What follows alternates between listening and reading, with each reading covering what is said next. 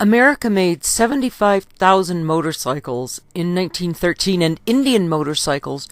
were number one with their famous blood red color, and Harleys were way behind, and two sisters who were the granddaughters of President Van Buren rode across America on Indian chief motorcycles in 1916, wanting to get the government to let women be dispatch riders in the Great War. The two lady bikers rode up Pikes Peak and were the first people to get up there in any vehicle, and they did this after being arrested in several states for wearing men's clothing.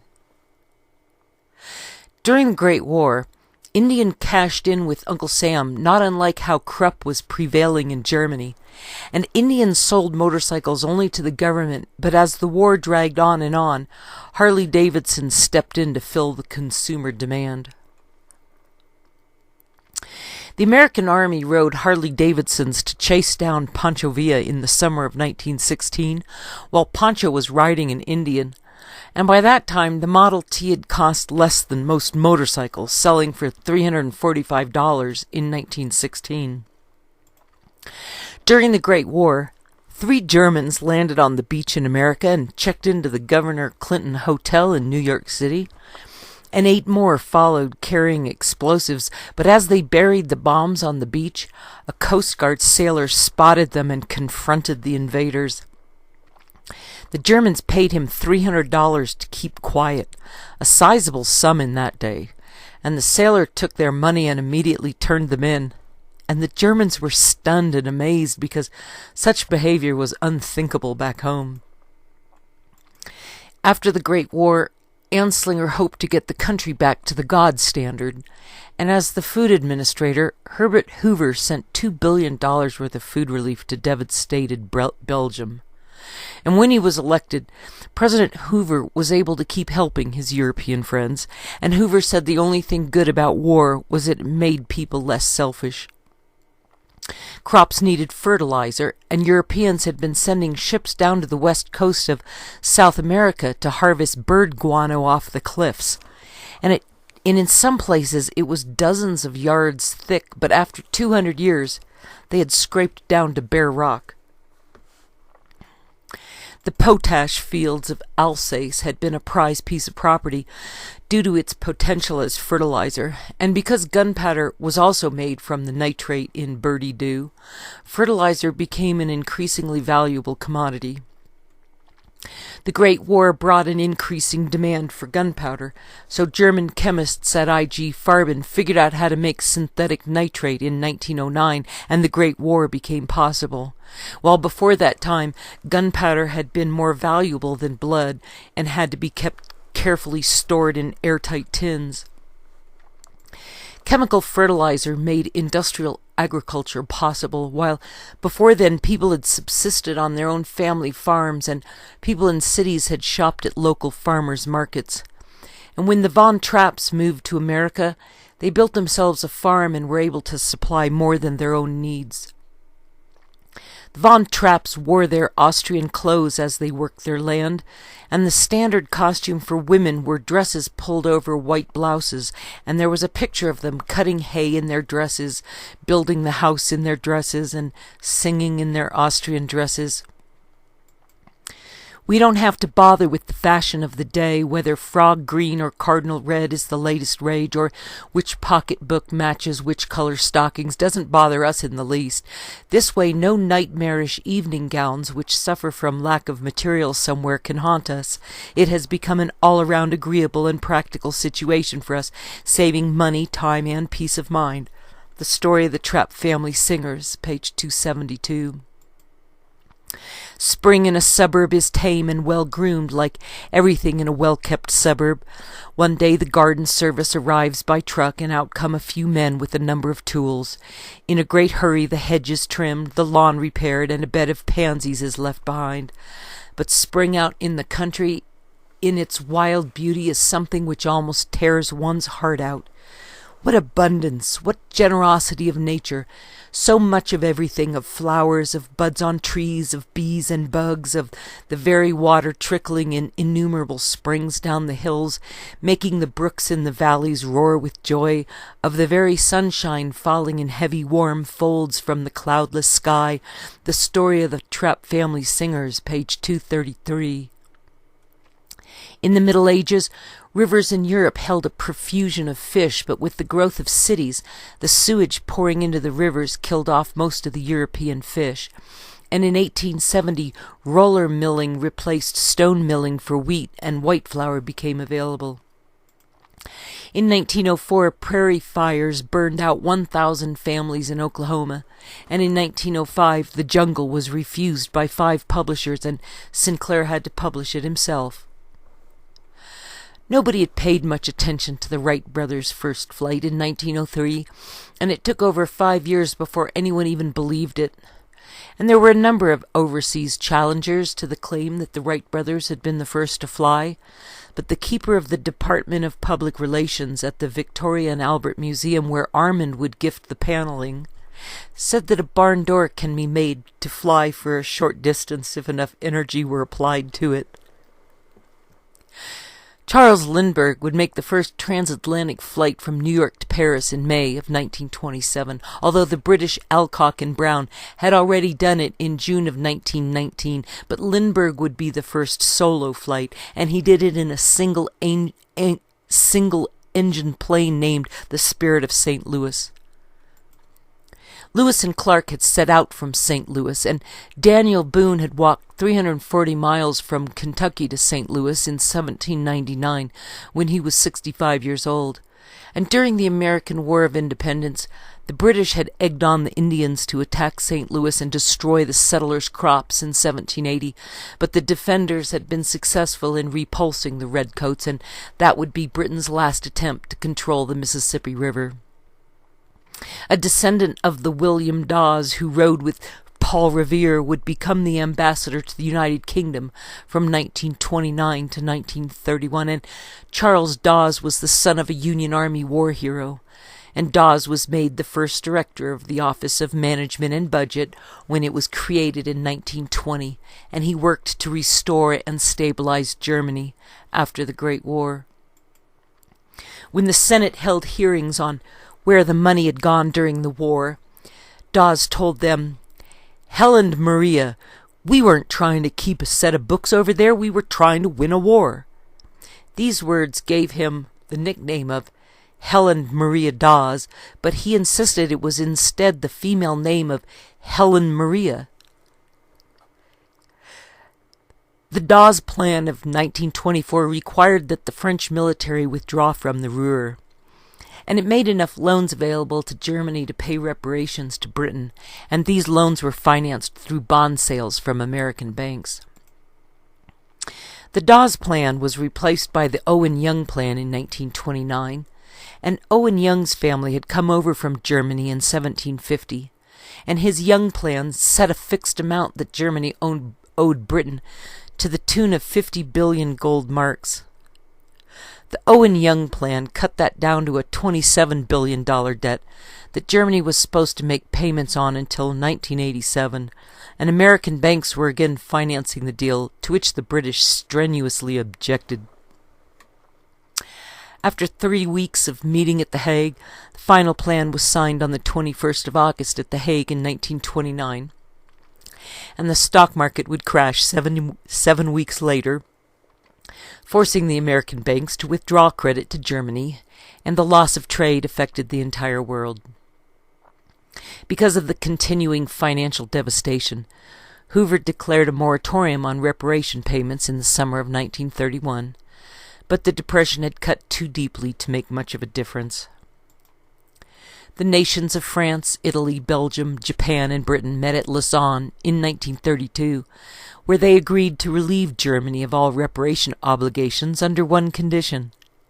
and that was that the U.S. dismiss any debt owed to America from Great Britain. Congress rejected the idea in December of 1932, and Hitler called for the Germans to vote on a rejection of the Versailles Treaty, and after Hitler's war, Britain would pay America until the 31st of December in 2005, and they would pay in full. In 1954, Ike turned Armistice Day into Veterans Day, and George Bailey said that the German word for sword, svert, was pronounced so that only the first and last consonants were heard. Mark Twain said that 10% of the students at the German universities belonged to dueling clubs, where they not only had sword fights but also drinking contests, and he said that they kept their swords sharp enough to shave with. Sharp enough with which to shave. Mark Twain said that this had been going on in Germany for over 250 years, and that they fought twice a week with at least 3 pairs dueling at one time, and they wore metal goggles and wore thick padding from the neck down, but their heads were bare.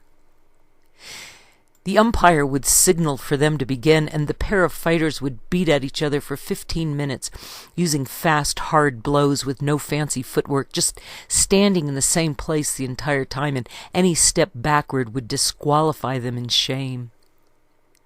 The doctor could pause a match to tape up injuries, but that did not count against the 15 minutes. And if one were seriously wounded, the doctor could stop the fight, but that would call for a rematch. And many of these club members would graduate with severe facial scars or wearing black patches where their eyes had been.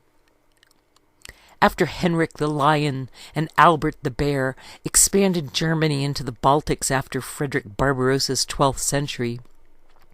the Baltic Germans thought of themselves as more Prussian than German, so they were drawn to the Knights of the Teutonic Order and the Kurland Order of the Sword.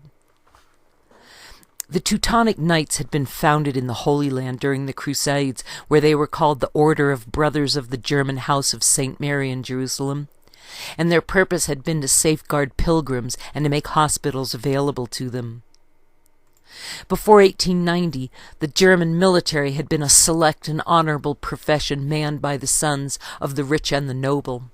And Christmas was always a special time of year, when children came home dressed in spectacular military uniforms, and at weddings and funerals the wonderful uniforms brought dignity and sparkle to the gatherings, and when Bismarck united Germany in 1871, he made the military more democratic, spreading its reach out to all the states equally. Bismarck made the rules and uniforms and rations standard for all soldiers, instead of having specialized units dispersed among the separate nobilities attached to the houses of the various dukes and barons, rather than to a unified German Reich. Bismarck had the Kaiser teach military science right along with other subjects in school, and while war had been kept in the hands of gentlemen up until Bismarck, now every German could aspire to belong to the leadership of the military. When Mark Twain was struggling with getting Huckleberry Finn written in 1878, he thought it might help to get away from America, to visit Germany for a while, and Mark Twain described a paradise full of clean, polite people, and as a result of that trip he wrote The Awful German Language for everyone to read and enjoy.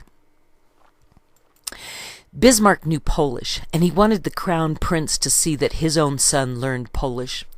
And all the Prussian rulers had learned Polish all the way back to Frederick the Great, but the language of the military was German. The officers in Germany came from the best families and were expected to be gentlemen, so the common folk would look up to them as noble warriors worthy of their leadership position, and the British military had similar traditions, although fewer common people were allowed to become officers in England, and the Germans also had better uniforms. The British military had also been splintered by region rather than unified into a singular loyalty, and Bismarck changed the whole idea of war when he transformed the military into a real machine, rather than warfare being a gentlemanly contest between sporting men, and most of Bismarck's success was due to his fluency in Russian, English, French, Italian, and a smattering of other languages. Even before Bismarck united Germany, their belonging to the Holy Roman Empire had given a sense of unity to the Germanic peoples until Martin Luther came onto the scene to split them apart. And while the Pope appointed the Holy Roman Emperor Charlemagne and his successors, the English named their kings by divine right of birth, and thus the English believed they were more directly appointed by God than being anointed by the Pope. The first Holy Roman Emperor Charlemagne had been crowned at the same time English kings were emerging, and one of the English king's titles was King of Jerusalem, a title won for him during the Crusades, and another title coveted by the King of England was that of the King of France, and Edward III had been the first to try to enforce that by force of arms, and Shakespeare would write about Edward III's grandson Richard II, "Not all the water in the rough rude sea can wash the balm from an anointed king, for heaven still guards the right." The complete works of William Shakespeare, Richard II, Act 3, Scene 1, New York and Cleveland, The World Syndicate Publishing Company, 1930. The English had spent less time on crusade to the Holy Land because they needed to fight in their civil wars back home, while the Prussians and the Germans spearheaded the Crusades, serving as the military arm of the Holy Roman Empire. The first English king had been Alfred the Great, and he created the jury system, and that had given the English a government ruling from the bottom up, and some historians said the name Alfred came from the word meaning strong or powerful, while others said Alfred meant all peace. But the truth was that the name came from Alfred, meaning help in counsel, because he had brought not only a sense of justice to the English people, but a real system of implementing it. Under Alfred the Great, each Englishman was allowed to own his own land, and they were invited to attend public meetings where the English were allowed to vote on things, especially on who would be king. After 29 years of being their king, Alfred died in 899 at the age of 52, and he was followed by the first to call himself King of England, but everyone just called him Edward the Elder, and it would take another 1,000 years for the Russian Tsar Nicholas to build the first international court at The Hague in 1899. Edward the Elder died in 924, and his 5 sons would take turns being king, and the third one was assassinated while feasting at Puckelkirk, and the next brother in line called himself not just the king of the Anglo-Saxons, but Caesar of Britain as well. This Edred died 9 years later without children, and the throne was given to the 2 sons of the assassinated older brother, and they took turns being king for the next 20 years, the first one, Edwig, dying of grief 3 years later at the age of 21, when monks branded his wife with a hot iron and banished her to Ireland. And then his brother Edgar, the Peaceful, was king for 16 years until his son, Edward the Martyr, at age 15 became king in 975, and lasted less than 3 years before his stepmother murdered him. And her son, Ethelred the Unready, became king at age 12 over what was now Engleland, or the land of the Angles. Ethelred the Unready lasted for 35 years and died on the 23rd of April in 1016, and his son from his first wife made it easy for the Vikings to come over again to conquer England. And the final battle that lost the land of the Angles to the Viking invaders was called the Battle of Essen on the 18th of October in 1016. Ethelred the Unready had taken a second wife named Emma, who was the daughter of the Duke of Normandy, in hopes that the Normans would help him fight the Vikings, but the English had been beaten by Sven Forkbeard on Christmas Day in 1013, even though Ethelred had raised enough money to build a fleet of ships for his English navy. After the Battle of Essen on the 18th of October in 1016, England would be ruled by Scandinavians for the next 25 years, and Sven Forkbeard's son Canute married Emma, Ethelred the Unready's widow, and the Duke of Normandy's daughter, and she married Canute within a year of his becoming the King of England on the 18th of October in 1016. Canute was also the King of Denmark, and Emma bore him 2 more children, a boy named Harthacnut and a girl named Gunhilda. And Canute already had 2 sons from his first wife, and he would sit on the English throne for 19 years, during which time he outlawed the selling of English children by their parents. When Canute died in 1035, his second son Harold, by his first wife, became the King of England for 4 years because Canute's first son had died. Then the son Harthacnut, by his second wife Emma, was king for 2 years, until Harthacnut died mysteriously from drinking poisoned alcohol during a wedding feast in 1042, and he would be the last Scandinavian king of England. Canute's eldest son Sven, from his first wife, had also died suspiciously in 1035 at the age of 19, and King Canute died in November of that year. And Sven's half-brother Alfred was blinded with a red-hot poker the following year to make him ineligible for the throne, and he died of his wounds. Alfred had been Emma's younger son from her first husband, Ethelred the Unready, and their first son, Edward the Confessor, was hiding out in Normandy under her father, Duke William's shield, while Emma was only interested in putting her new son, Harthacnut, on the throne of England.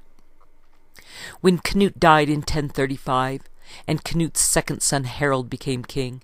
Harold also died suspiciously in 1040, the same year Macbeth murdered the King of Scotland. And Canute's eldest son Sven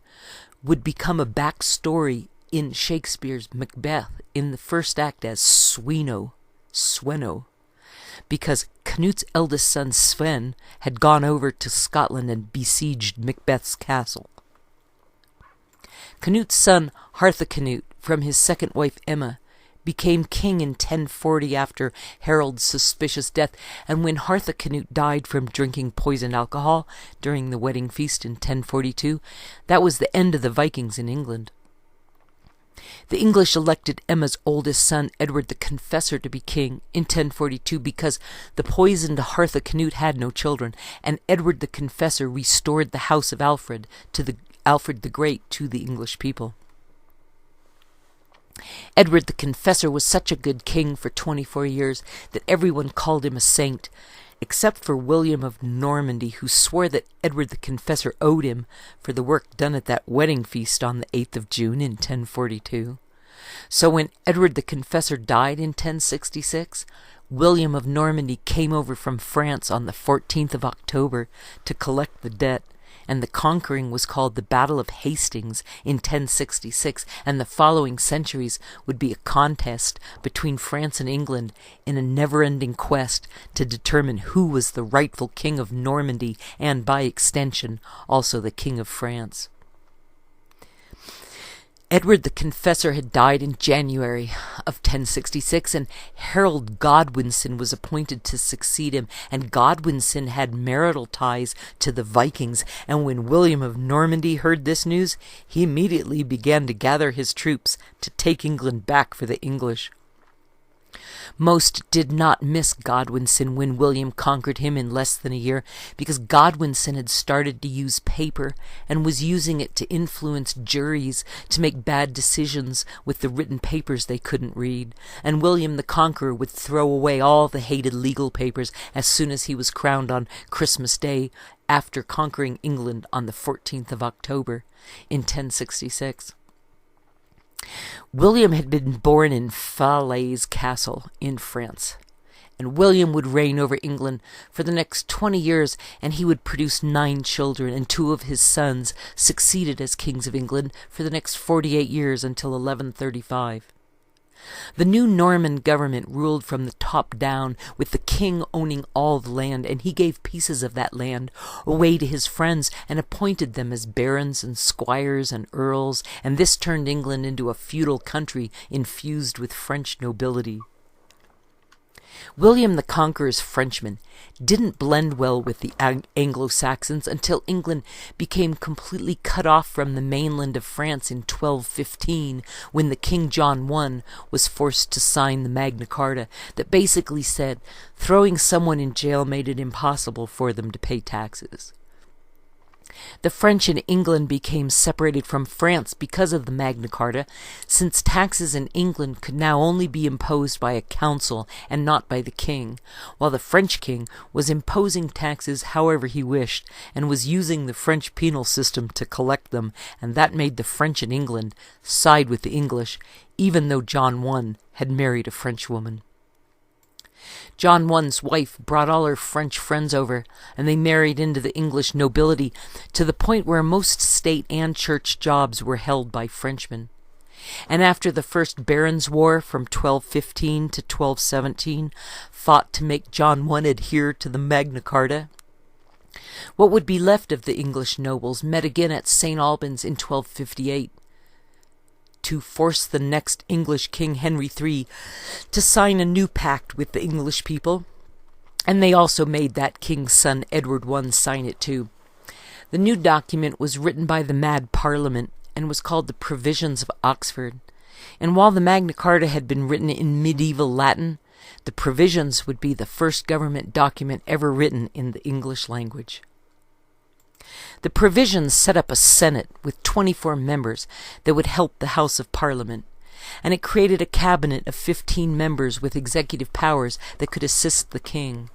And the Provisions curtailed the king's power of the purse and freed up the treasury to begin minting gold coins so Parliament would have some control over protecting the integrity of the currency. Until then, the realm had traded on loyalty and feudal fidelity, and before this more liquid availability of coinage, as local peasants were killed off or chased away in the continual bad neighbor estate fighting between the nobles, the practice of hiring mercenaries became the standard, although it was a dangerous game whenever funds ran out to pay them, and often the siege of a castle was intentionally drawn out by the combatants in order to extend their pay period. The French had given the English the idea of the Magna Carta, and when the first gold coins were made in England in 1257, the French were experimenting with their own Parliament of Paris in 1258, where people trained in law could dole out justice to the nobles instead of the nobility administering justice to themselves. It had all seemed like a good idea at the time, even though the Pope in Rome was calling these parliamentary proclamations just so many worthless pieces of paper. With the evolution of Parliament, the Second Barons' War erupted in 1264 and lasted for 3 years, and the Second Barons' War included the longest ever siege of a castle that kept over 1,000 people behind its walls from June of 1265 to December of 1266, and when the castle finally surrendered, the king won back his authority and threw out the Provisions of Oxford, replacing them with the Statute of Marlborough, and he forced the rebellious barons to pay significantly stiff fines to the crown. The nobility in England of French origin were pushing for a House of Commons that would thwart the English nobility, and they proposed to appoint 2 knights and 2 commoners from every town for their House of Commons. And that might have worked, except that the English barons took up arms against them instead, and besieging castles while recruiting men-at-arms with coin would go on for decades in England, with estates and loyalties changing hands more often than the seasons. While castle warfare became a thriving industry in England, the Welsh had become too friendly with the Scots, so Henry III took his baby son Edward I to Wales to present to them their future sovereign, and Edward I's son would be born in Wales, and he would be the first to be called Overlord by the Scottish Council. The term Overlord had first been used back in the days of Alfred the Great, when Alfred's son made all the Danes, Scots, Picts, Welsh, and Irish call him King of England for the very first time. And some Scots challenged Edward I's overlordship, so he took their king prisoner and put the Scots' crown jewels on display in Westminster Abbey, along with their sacred stone of Scone, and this made William Wallace vow to do battle against Edward I. William Wallace won the Battle of Stirling Bridge on September 11, 1297. But the French nobility didn't need the Scots anymore to use as their puppets in opposing the English barons, who were now being thwarted by the commoners allowed into Parliament. And because they didn't need William Wallace anymore, they had him executed in 1305, and Edward I would die 2 years later on one of his endless trips up north to fight the Scots. Edward I had improved England's Parliament by splitting it into 3 branches, the Lords, the Commons, and the clergy. And Edward's Parliament had worked so well that he also reformed the courts of law, splitting them into 3 parts, the civil court, the criminal court, and the tax court. Edward I made the crown strong by passing the law of permanent entail and adding quia emptoris, meaning that property could not be split up into smaller pieces, but would stay in a family as long as there were heirs. And when no family members remained alive, the estate would revert directly to the crown. The root word for fascism was family. And 7 years after Edward's death in 1307, the Scots fought back again, and this time they won their independence, and they had been led by Robert Bruce, who had by this time been able to think over his previous alliance with the English. Robert Bruce had captured castle after castle in Scotland, until the only one still occupied by the English was Stirling Castle. And the English occupants of Stirling Castle were determined that Edward II's only child, Edward III, would become the future King of England. When Robert Bruce arrived at Stirling Castle in 1314, he was unable to force open the doors, so he set up his men in the woods at the bottom of the hill to wait for Edward II to relieve the English holed up behind the castle walls. The occupants of Stirling Castle had made a deal with Robert Bruce's younger brother Edward Bruce that they would wait until St. John's Day on the 24th of June for Edward II to arrive before surrendering the castle to the Scots. Edward II and Edward Bruce were the same age, and they were both in their late 20s, and they'd spent many years engaged in skirmishes around the border between England and Scotland. And Edward II was supposed to be gay, and Edward Bruce never married, so the pact made between Edward Bruce and the occupants of the castle to wait until St. John's Day in 1314 had not been such a mystery. One version of the Battle of Bannockburn said that Edward II had tried to seek shelter at the castle after the Scots had won the day, but that his guards had prevented it. 3 of the 5 Bruce brothers had already been executed by the English, and while waiting for relief from Edward II, the English occupants of the castle had melted down all the silverware and the silver candelabras and serving trays in order to make coins with which to pay any Scots who came to the door.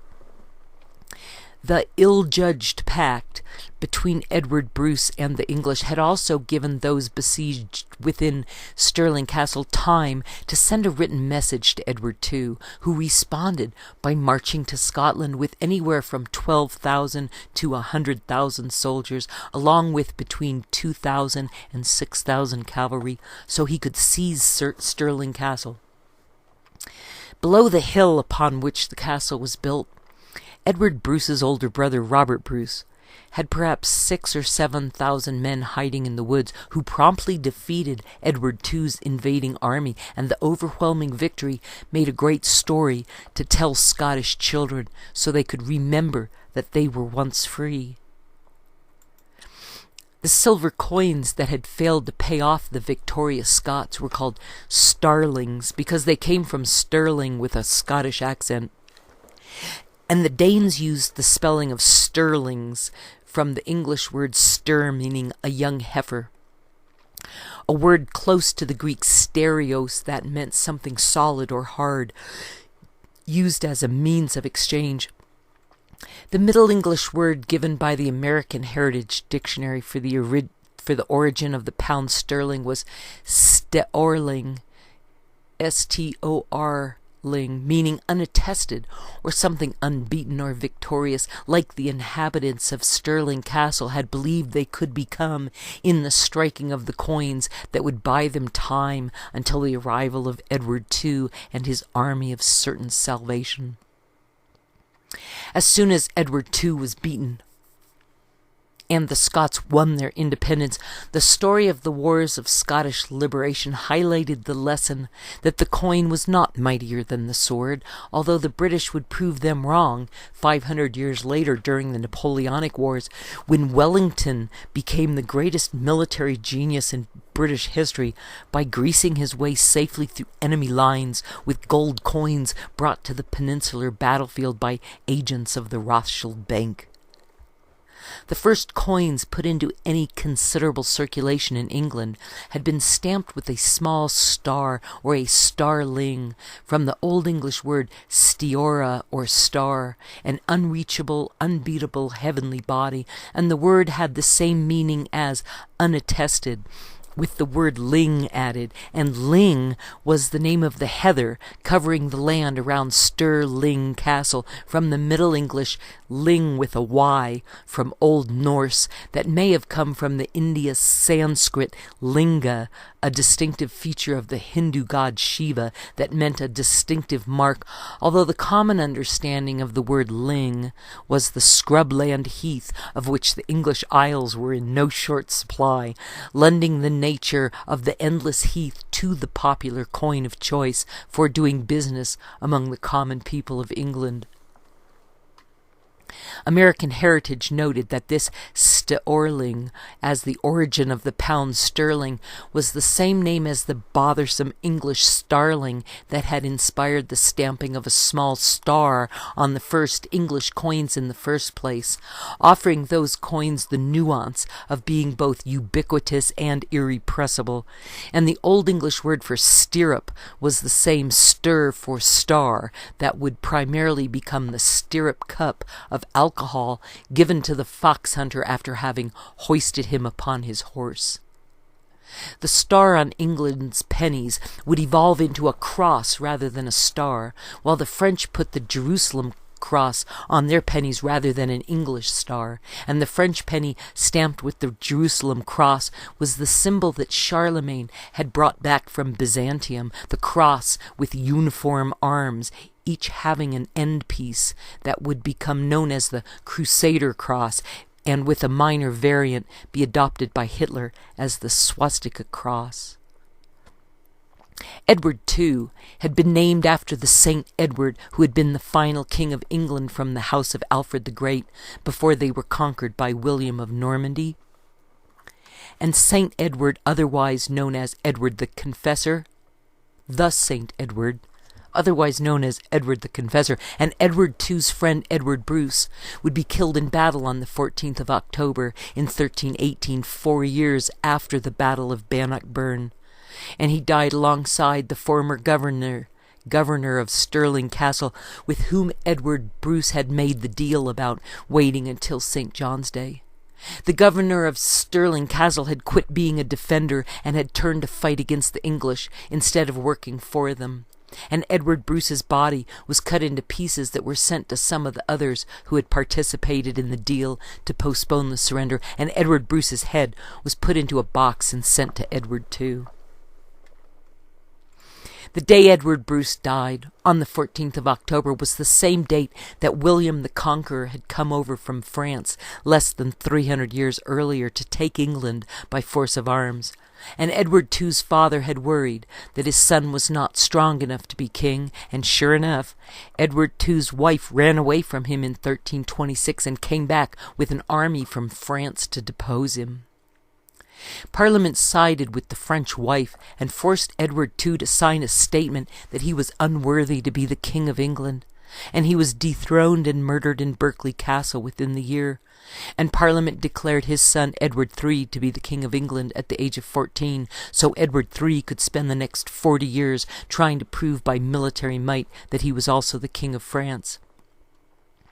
10 years later, the 100 Years' War broke out in 1337, and the English fleet destroyed the French fleet off the coast of Flanders in 1340, and the Pope egged on the war because it kept the English busy fighting the French instead of confiscating church property back in England. After sinking the French fleet, Edward III landed in France in 1346 and captured Caen in one day. and then he besieged Calais until it surrendered the following year. But the Black Death came and interfered with the war effort, and the fighting would turn back and forth for a century without any measurable progress.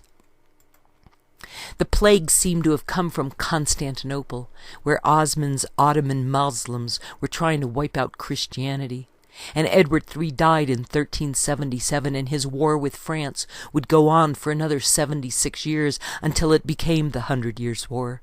And while the French and the English were fighting for those 116 years, the Moslems were able to overrun Constantinople in 1453, the same year the last battle of the 100 Years' War had been fought, and that battle was on French soil.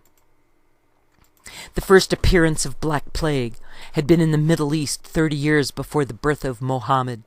and it had been called the Plague of Justinian, and was carried from there to all the ports of the Mediterranean, killing 1/4 of the world's population. And 800 years later, the same Black Death re-emerged from the same territory that was now under Muslim rule. The second wave of the plague killed the same percentage of the population in 1347 as had the first plague of Justinian in 541, and the first wave had been named after the Eastern Roman Emperor Justinian, who had been struggling with the beginnings of the Great Schism. Justinian was a great leader and had completely rewritten Roman law. And he was also a prolific builder of churches and had rebuilt the Hagia Sophia after it had burned down, and Constantinople was flourishing under his reign of 38 years. 7 years into Justinian's rule, in 535, a volcano put so much ash into the air that it blocked out the sun and brought on a massive famine. And 7 years after that came the bubonic plague, and then there was an earthquake in 551 in Beirut, followed by a tsunami that killed over 30,000 people in the Holy Land. Justinian lived for another 14 years after that, until his death in Constantinople in 565 at the age of 83, and 4 years after Saint Justinian the Great died, Mohammed was born sometime around 570, but the date of his birth went unrecorded. While the plague of Islam spread out over the Middle East, the Black Plague would return for its second wave in 1347, while Muslims were busy killing all the Christians in the Middle East, and the disease helped them in their evil work, and the plague would gradually weaken Constantinople so that it fell during the 100 Years' War, in which the French had failed to prevail because Burgundy and Orleans fought with each other instead of fighting with the English. Shakespeare's favourite, Henry V, had finally come over from England to win the Battle of Agincourt, making France agree that Henry V would become the King of France as soon as the present King of France died, provided that Henry V marry Catherine, the daughter of the King of France.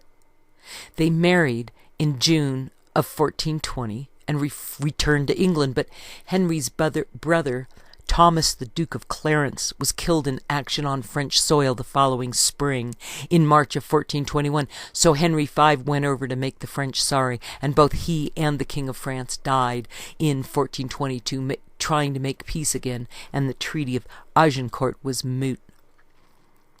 In 1429, Sir John Fastolf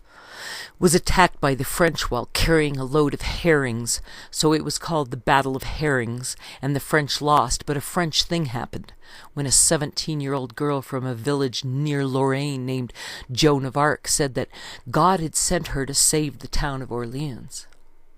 Joan of Arc said that God had given her a battle plan that seemed impossible, but she was given an army and managed to beat the English, which was miraculous because the French only lost 1 soldier while the English lost 5,000 men. Joan of Arc said that she was going home because her mission had been accomplished, but the French king ordered her to keep fighting and sent her back to face the English again. Joan of Arc's luck ran out, and she was captured by the Burgundians and sold to the English, and burned at the stake in the public square of Rouen in 1430, and killing Joan of Arc made the French so angry that they kicked every Englishman out of France except for those on the coast of Flanders by Calais. The French king had not tried to save Joan of Arc, which made the French even more angry. And having lost the support of his countrymen, the French king offered Normandy to the English, if only the King of England would stop calling himself the King of France. Henry V's son, Henry VI, refused the deal, so they called him an imbecile in 1454, and the Duke of York was declared the protector of England. But Henry VI had married a French woman named Margaret of Anjou, and she would not be so easy to depose. And the 100 Years' War would be over 8 years later, with England just barely owning Calais. The English who refused to accept peace with the French couldn't murder Henry VI right away, because the idea of Henry's French wife becoming Queen of England without Henry was revolting to the English. The Queen's only baby son Edward reminded the English of France, while the Duke of York had a peck of offspring he thought more worthy to inherit the throne, and he was making no secret about it. So Margaret of Anjou had the Duke of York overthrown, and that fired off the War of the Roses. The Duke of York's badge was a white rose, and he claimed more right to the throne than the red rose because Edward III's second son Lionel had an only girl child who had married and produced offspring, while the red rose was descended from the third son of Edward III, whose name was John of Gaunt, and John of Gaunt was Henry V's paternal grandfather. The White Rose of York was also descended from Edmund, the fourth son of Edward III, and Edmund's eldest son Edward II, Duke of York, had been slain at Agincourt, and Edmund's second son Richard III, Earl of Cambridge, had a son also named Richard, who was the third Duke of York, and his son would become Edward IV at the end of the War of the Roses, because Edward III's second son's only girl child had married the third Earl of March in 1368 at the age of 13, and her son named Roger was the fourth Earl of March, and his son was Edmund the fifth and last Earl of March, whose family was plotting against Henry V and Henry VI. The fifth Earl of March had been born in Ireland and was descended from Edward III's second son's only girl child, while Henry V and Henry VI were descended from the third son of Edward III, so Henry VI had banished the Duke of York to Ireland, and in the Duke of York's absence, general anarchy and corruption became the regular course of affairs while the 100 Years' War was winding down. English troops were not being paid as they were retreating out of France, and by the time Margaret of Anjou's baby Edward was born in 1453, Calais was the only part of France still in the hands of the English. The Duke of York had come back from Ireland the year before in 1452, when he heard that Henry VI's French wife was pregnant, and the Duke of York made a fuss, but it came to nothing until something happened to Henry VI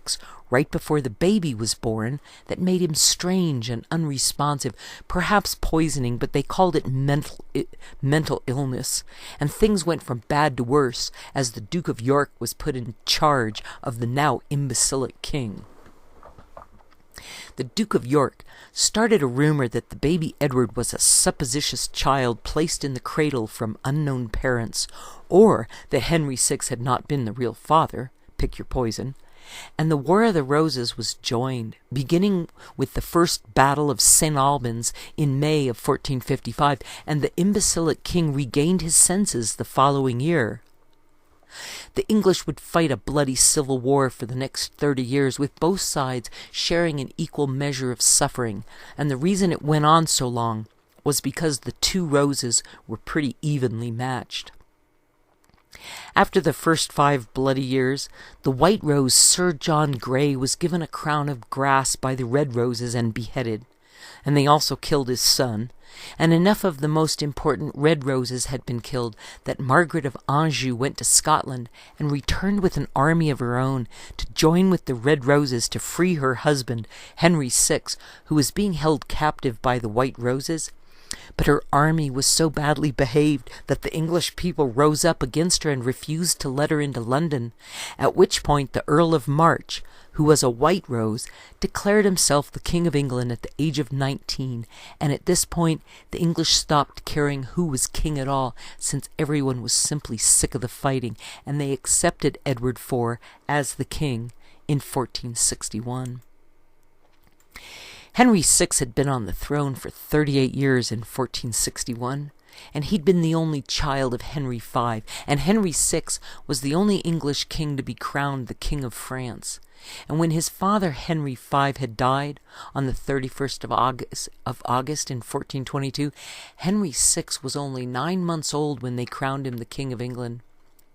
When Henry VI turned 10 years old in 1431, they crowned him the King of France in the Cathedral of the Notre Dame in Paris, and Henry VI married Margaret of Anjou in 1445, and their only child, Edward of Westminster,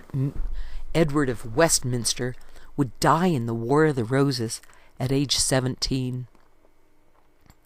The White Rose, Edward IV, seized the throne in 1461 for 9 years, and the Red Roses would take it back to make Henry VI the king again for 6 months. And Edward IV and his White Roses seized the crown a second time on the 11th of April in 1471, and 2 weeks later Edward of Westminster died on the 4th of May, and within 3 weeks on the 21st of May, his father Henry VI was murdered in the Tower. Edward IV would stay on the throne this second time for another 11 years, and Edward IV would take up war with France again in 1475, which was something of a relief because at least it was different than the English fighting each other. And Edward IV's war with France went better this time because the Duke of Burgundy was busy fighting with Louis XI. Edward IV and Burgundy were friends, so Edward IV made a deal with Louis XI that the French would buy Dunkirk back from the English for 50,000 crowns per year, along with a promise to meet once a year to talk about whether the King of England was or was not also the King of France. To prove that he qualified to be the King of France, Edward IV developed a severe eating disorder that would kill him in 1483, and 6 years earlier, Edward IV's brother George had been drowned in a butt of Malmsey wine, and the next brother in line had been killed in the War of Roses in 1460, and that left Richard III the Hunchback to become king in 1483. That would be done by an Act of Parliament. When Edward IV died at the age of 40 in the spring of 1483 of what could have been poisoning, his 12-year-old son became king as Edward V for 78 days, and then suddenly he and his 9-year-old brother were arrested and sent to the Tower, and the 2 young princes disappeared before the end of the summer, and Shakespeare would blame Richard III for ordering their deaths, but without Parliament's Act of Titulus Regius, Richard III wouldn't have dared.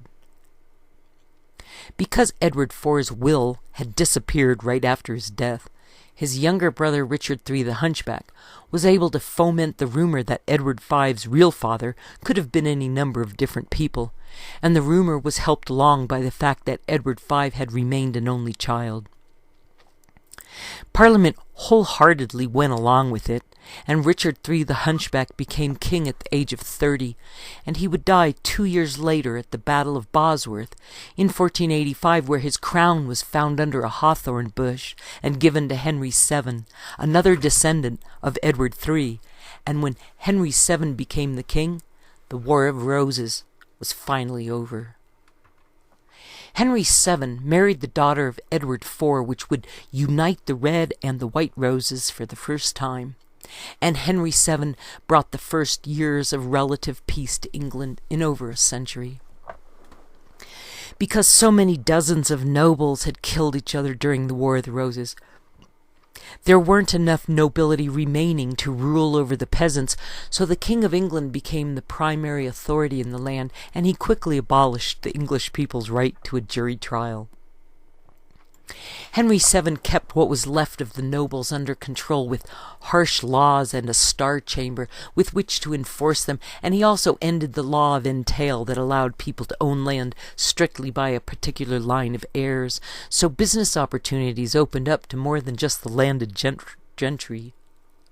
Henry VII taxed and fined the English until he had a very large treasury, and those taxes were collected by putting anyone in jail who complained, but Henry VII gave the English people great roads for the money.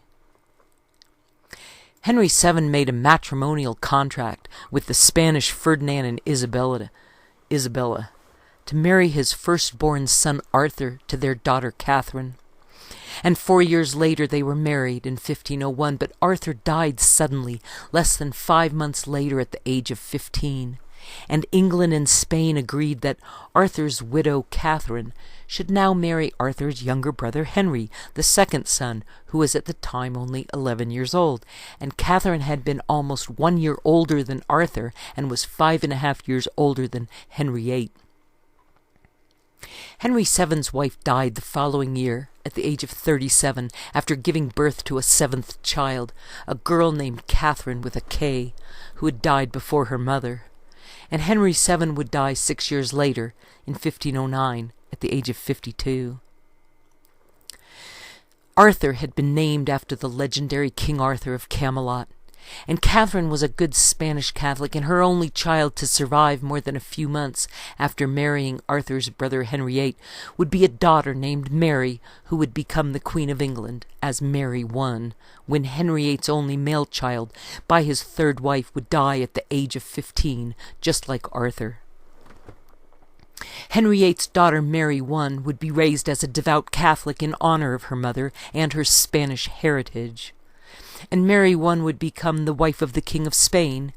and the most fervent desire of Spain was to make England Catholic again, but there would be no going back because Henry VIII had stolen all the Pope's money and property in England to start his Episcopal Church, and while Henry VIII had been squandering away all the Pope's money, along with the abundant treasury his father had saved up for England, the Moslem Turks made it all the way to Vienna in 1529.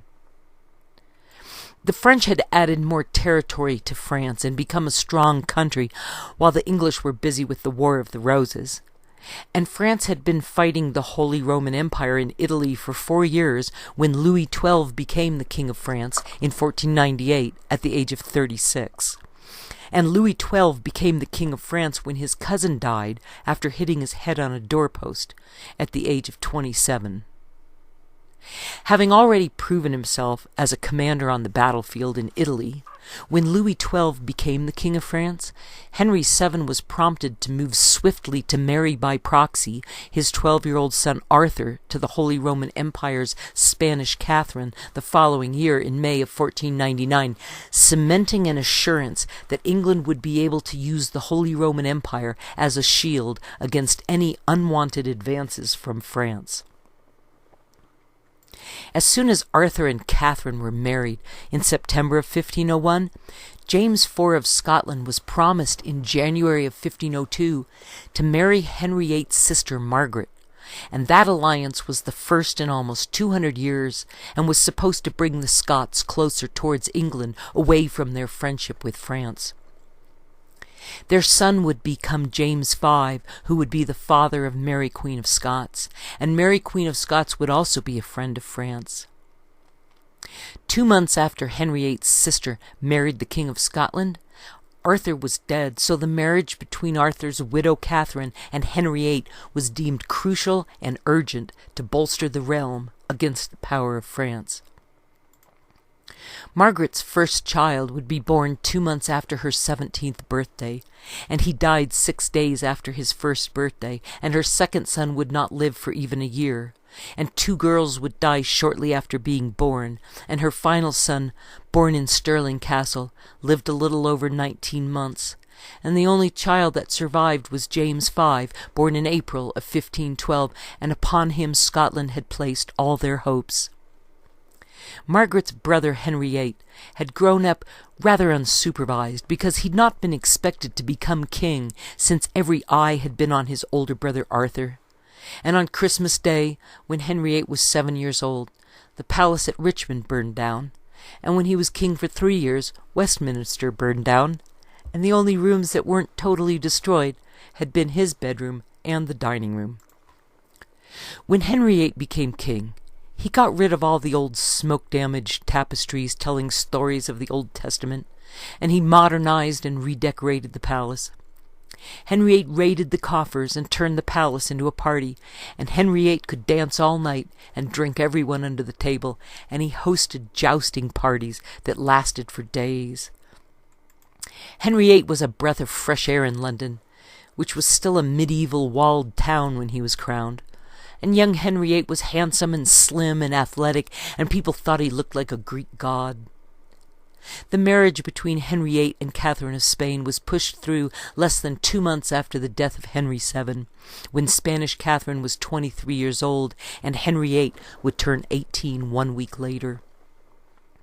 Henry VIII already had 8 palaces, but the new and improved Westminster was so nice that he built 8 more. And Catherine had come to England with 160 servants who were the relatives of the rich and powerful in Spain, and her friends and servants spoke Spanish and stayed to themselves. And then Henry VIII went off to help his wife's father fight Muslims in Spain, which turned out to be a disaster.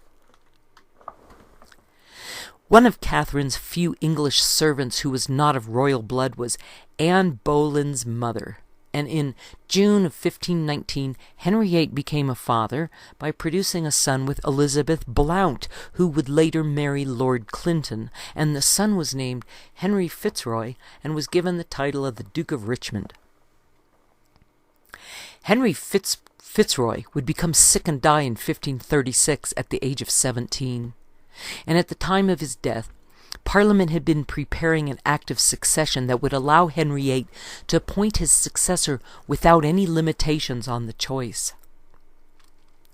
In the first 10 years of marriage to Henry VIII, Spanish Catherine had borne the one surviving girl child and had suffered 4 miscarriages and had delivered 2 babies that lived less than 2 months.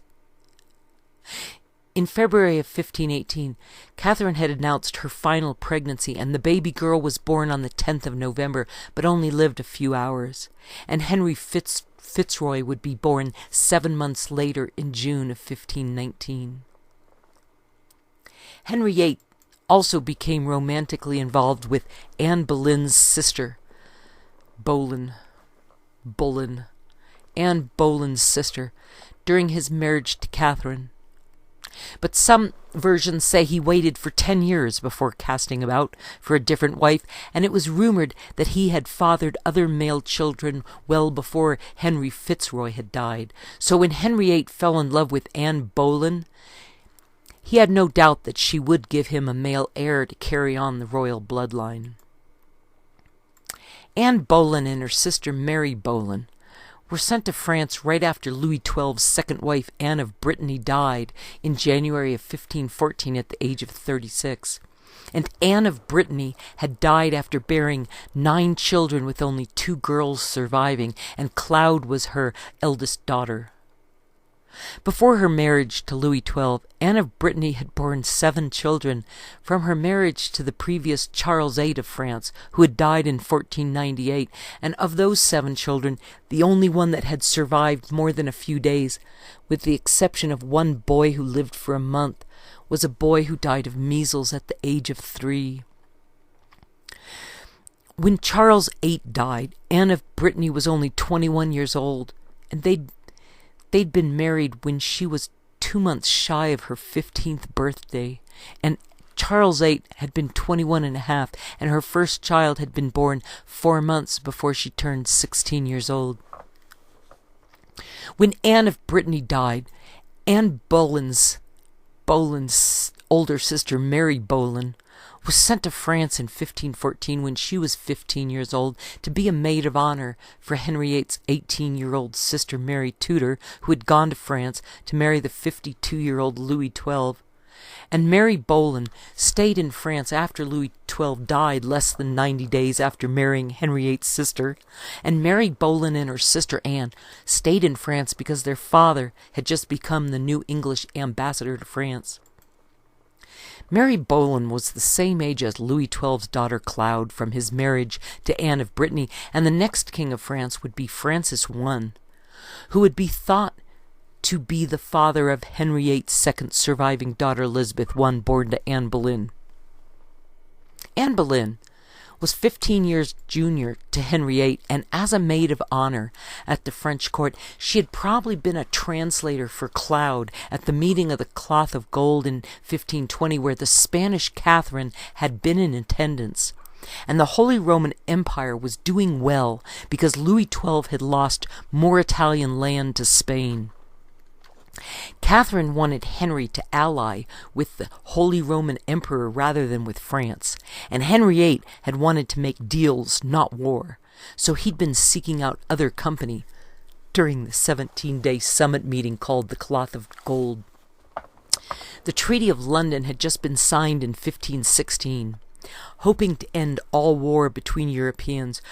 with the intention of their uniting against the Moslem incursions. And it might have worked, except that Henry was bent on divorcing his Spanish wife, Catherine, who was failing to give him a male heir, and rather than discussing Moslems with the new king of France, Henry VIII only wanted to talk about women. Louis XII had died with only 2 living children, both of them daughters, and the eldest, Claude, was made to marry Louis XII's cousin Francis I,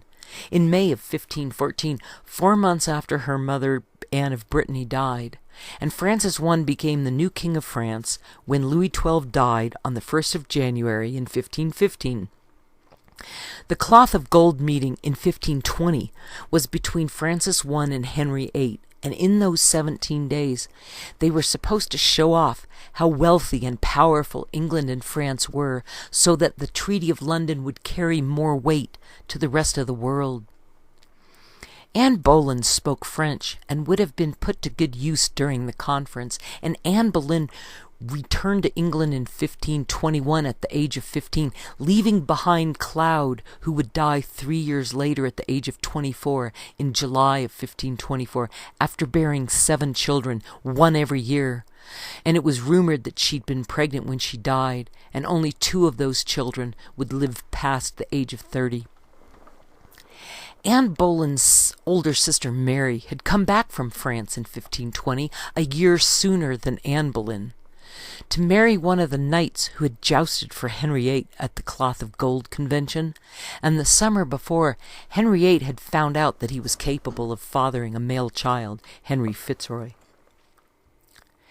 Anne Boleyn would accompany Henry VIII to France for another state visit with Francis I in 1532, and History Anonymous wrote that Anne and Henry were secretly married in November of 1532, and then formally married in January of 1533, and Henry VIII crowned Anne Boleyn on the 1st of June in 1533, and her daughter Elizabeth was born on the 7th of September in 1533. Francis I was 12 years older than Anne Boleyn, and Francis I had invited Anne Boleyn again to the French court for Christmas in 1532, when Anne Boleyn was trying to get Henry VIII to declare her worthy of becoming his queen. And 3 years after marrying Henry VIII,